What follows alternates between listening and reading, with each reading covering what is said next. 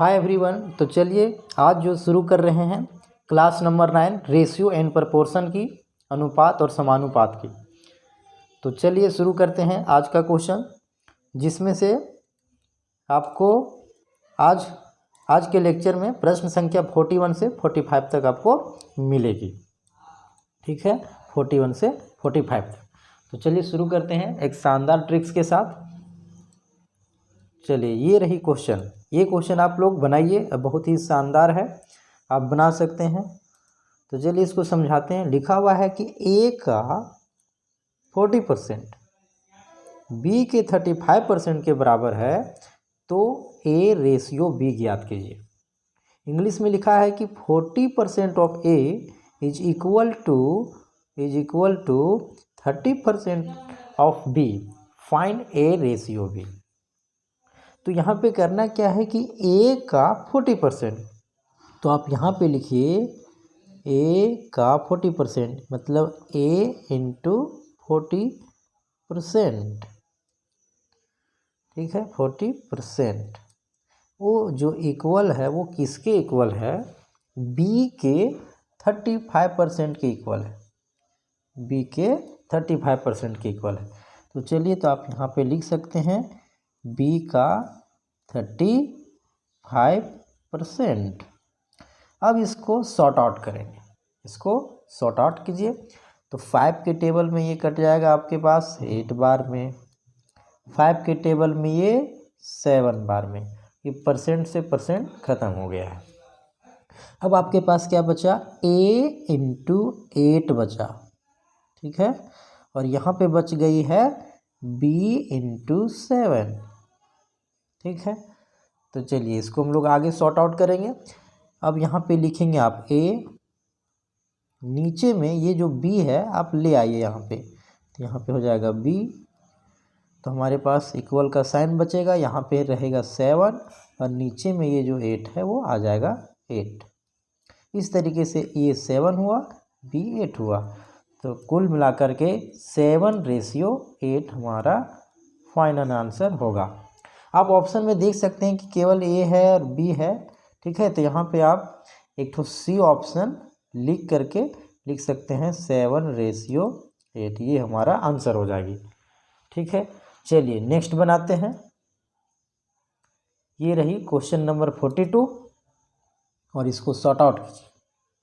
चलिए इसमें भी सेम टू लिखा हुआ है कि ए का 16 सही 2/3% और बी के 62 सही 1/2% के बराबर है। तो सेम यहाँ पे आप लिखेंगे। चलिए, तो ए इंटू, इसको आप क्या कीजिए, सॉर्ट आउट कर लीजिए। 16 48 और 2 50, तो 50/3%। ठीक है, यहाँ इक्वल का साइन देंगे। बी का इसको भी सॉर्ट आउट कर लीजिए। 62 दूना 124 और 1 125/2। ठीक है, चलिए इसको सॉर्ट आउट कीजिए। परसेंटेज भी लिख देंगे, परसेंटेज वो तो कट ही जाएगी, ये परसेंट से परसेंट खत्म हो गया। ठीक है, अब चीज़ का टेबल से कटेगा, ये 2 बार में कटा और ये 5 बार में कटा। अब क्या बचा? चलिए उसको लिखते हैं। हमारे पास ए बच चुका है इनटू, चलिए ये जो 2 है उसको 2 से मल्टीप्लाई करेंगे, क्रॉस मल्टीप्लाई, तो ये हमारे पास 4 बच गया। और ये जो 3 है उसको 5 से मल्टीप्लाई करेंगे, तो आप हमारे यहाँ पर b था, तो b इंटू 5 दिया 15 हो गया हमारे पास। चलिए इसको और सॉर्ट आउट करेंगे, तो a यहाँ पे लिख देंगे और नीचे में b आप लिख देंगे। तो ये जो b यहाँ नीचे ले आए हैं, तो यहाँ पे 15 बच चुका है और नीचे हमारा ये 4। तो इस तरीके से हमारे पास आ गई है 15:4। ठीक है, अब 15:4 हमारा ए नंबर सही है। तो इस तरीके से 42 का आंसर ए हुई। चलिए नेक्स्ट देखते हैं 43 नंबर क्वेश्चंस। चलिए इसको बनाते हैं। बहुत ही शानदार क्वेश्चंस है, मज़ा आएगा बनाने में। कहता है कि ए बी का 4 गुना है। ठीक है, ए जो है बी का 4 गुना है और बी जो है सी का 2 गुना है। तो ए बी सी निकालिए। तो आप क्या करेंगे, पहले आप ए बी और सी लिख लीजिए, ठीक है। अब इसमें पुटिंग करेंगे। कहता है कि यहाँ से शुरू करिए, बी जो है सी का दुगुना है। अगर सी को आप 1 मान लें, ठीक है, तो बी इसका डबल हो जाएगा, दुगुना, ठीक। और कहा है कि जो बी जो ए है, यहाँ पे देखिए ए जो है 4 गुना है बी का, तो 4 गुना है, तो यहाँ पे आप इसका 4 गुना दे दीजिए, यानी 4 दूनी 2 चौके 8, इसका 4 गुना करना है बी का। तो इस तरीके से हमारा आंसर आ गया है 8:2:1, और ये हमारा आंसर हो जाएगा डी नंबर सही, ठीक है। तो चलिए नेक्स्ट बनाते हैं क्वेश्चन नंबर 44। चलिए इसको सॉर्ट आउट करेंगे, इसको बनाने का प्रयास करेंगे। कहता है कि एक व्यक्ति है जो भोजन, किराए और शिक्षा पर खर्च का अनुपात दिया हुआ है, ठीक है, 3:4:5। तो आप यहाँ पे लिख सकते हैं भोजन मतलब फूड, किराया मतलब रेंट, और शिक्षा मतलब एजुकेशन। तो ये इसका रेशियो दिया हुआ है, इसका 3, इसका 4, इसका 5, इस तरह का रेशियो है। अब कहता है कि उसमें खर्च जो है वृद्धि हो जा रही है। क्या खर्च वृद्धि हो रही है? तो आप देख सकते हैं कि 40% बढ़ गया, 40% बढ़ गया भोजन पे, 50% बढ़ गया किराया पे, 20% बढ़ गया शिक्षा पे। तो चलिए इसको बढ़ाते हैं। कोई भी चीज़ 100% होता है, तो इसमें बढ़ रही है, इसको बढ़ा करके लिखना पड़ेगा। तो जो फूड पे है 40% बढ़ा है, मतलब 140%, इसको आप लिख सकते हैं 140%। परसेंट को आप हटा दीजिए, क्योंकि सारे में परसेंट खत्म हो जाएगी कट के। रेंट पे कितना बढ़ गई है? 50%, मतलब 150। कोई भी चीज़ रहती है 100%, तो 50% बढ़ा मतलब कि 150 हो गई। यहाँ पे से यहाँ पे बढ़ा है 20%, मतलब 120। बस इसको अच्छे से सॉर्ट आउट कीजिए और आंसर लाते हैं। तो पहले 0 से हमारा तीनों कैंसिल हो गया है, ठीक है। अब इसको मल्टीप्लाई कर लीजिए।